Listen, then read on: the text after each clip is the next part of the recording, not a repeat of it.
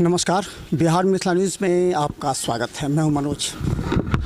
देखिए, विकास जहां से प्रारंभ होगा कहीं न कहीं राजनीति जुड़ी होती है। हम बात करेंगे कि जो सिमरिया घाट का जो एक ड्रीम प्रोजेक्ट था, जिसे मुख्यमंत्री नीतीश कुमार ने वहां पर जाकर के शिलान्यास किया था, और कहें कि जो G+2 का धर्मशाला और ख़ासकर मास करने वाली महिलाओं को कितना वहाँ सहयोग दिया है बिहार सरकार ने। आपने कंसेप्ट वहाँ कैसे डेवलप किया वहाँ के? सिमरिया तो मिथिला के लोगों का जन्म से मरण तक का कहानी है ना। सिमरिया से कोई परिवार छूटा हुआ है मिथिला में? आपका जन्म होगा, कोई कर्म होगा, कुछ भी होगा, शायद ही मिथिला का कोई परिवार होगा जिसके पूर्वज का अस्थि विसर्जन सिमरिया में नहीं हुआ। तो सबकी आस्था जुड़ी हुई है।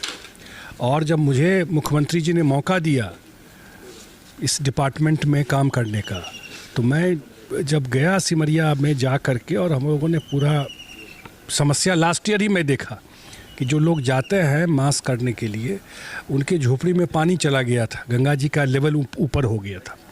और फिर मुख्यमंत्री जी को ले कर के हम गए, वो देखे और बोले किसका बनाइए डिटेल जो क्या कर सकते हैं। और आज वहाँ पर घाट का निर्माण 550 मीटर में हो रहा है। और मुझे लगता है कि अभी तो पत्थर लगना शुरू हो गया। मई में उसका शिलान्यास हुआ था। इससे फास्ट काम नहीं हो सकता। 4 महीना वहाँ पर गंगा जी बने, बरसात का समय था, काम करना मुश्किल था। तब भी हम लोगों ने काम कभी बंद नहीं होने दिया। और धर्मशाला तो बन ही रहा है। सबसे बड़ी बात है कि इस बार जो मास करने लोग गए हैं, आप उनसे पूछिए उनको कैसा लगा इस बार पहले के तुलना में।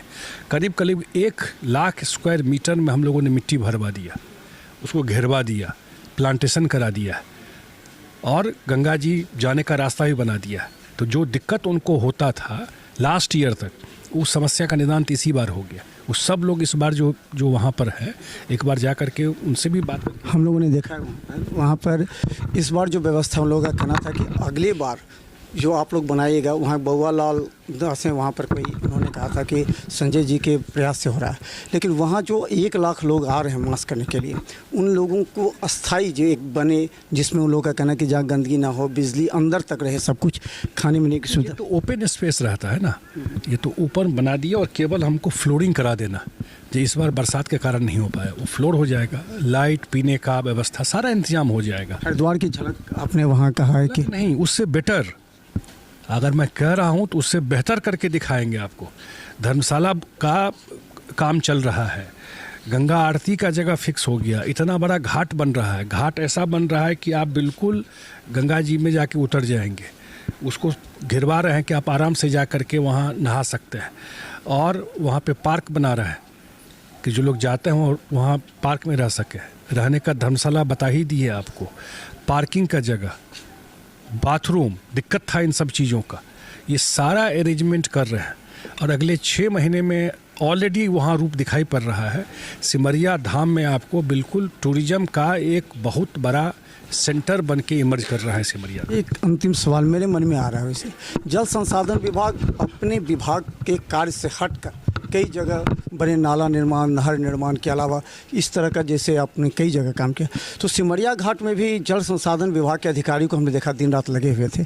तो ये किस तरह जोखिम उठा रहे हैं आप अपने जल संसाधन विभाग? नहीं भाई, मुख्यमंत्री जी की इच्छा थी कि ये सब काम कराइए और हम लोगों का भी अंदर से ड्राइव था कि सब काम करना है। जल संसाधन विभाग गंगा जल भी पहुंचा रहा है। जल संसाधन विभाग गंगा जी है तो नाम ही है जल संसाधन विभाग। अगर जल है तो काम ही हम लोगों का है। तो उसी पर हम लोग पूरा उसका प्रोटेक्शन जो कर रहे हैं, तो फ्लड प्रोटेक्शन भी है ना उसमें। अगर घाट 550 मीटर का बन रहा है तो उससे तो फ्लड प्रोटेक्शन भी होगा ना, लोग को सुविधा भी हो गई और फ्लड प्रोटेक्शन भी हो गया। लेकिन हाँ, धर्मशाला भी बना रहा है।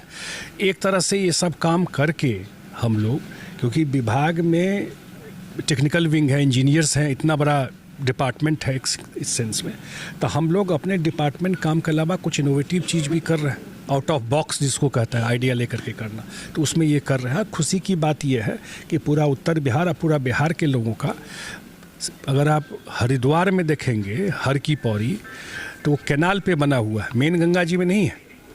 और जो सिमरिया में हम लोग कर रहे हैं वो मेन गंगा जी में घाट बना रहे हैं। मेन गंगा जी है, कोई ये नहीं कि डाइवर्ट करके गंगा का कैनाल है वो, उस पर हम लोग ये काम कर रहे हैं। तो ये तो अगर मैं कहूँ तो गंगोत्री से लेके और बंगाल की खाड़ी तक अगर एक आध चीज़ देखने वाला होगा वो सिमरिया घाट का ये। कब उद्घाटन संभावित है, क्योंकि वहाँ तैयारी 210 फीट तो लगभग तैयार हो चुका है। 250 मीटर का, 550 मीटर का है।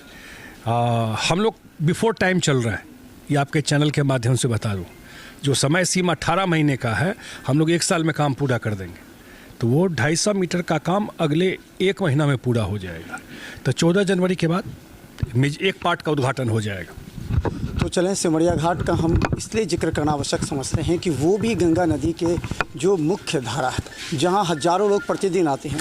निश्चित तौर पर जो मुख्यमंत्री को राजनीतिक रूप से भी फ़ायदा होगा और धार्मिक रूप से भी। कहा जाता है कि जो तटस्थ होते हैं राजनीति में, उनके लिए एक बहुत बड़ी चुनौती होती है। यहाँ हिंदू धर्म का आस्था बढ़ता है, तो उस जगह को विकसित करना, खासकर 1 लाख से ज़्यादा लोग जो पूरे मिथिलांचल ने बिहार के और नेपाल से क्षेत्र से आते हैं, उन लोगों के दिल दिमाग पर निश्चित तौर पर बिहार सरकार के कार्य की उपलब्धि रहेगी।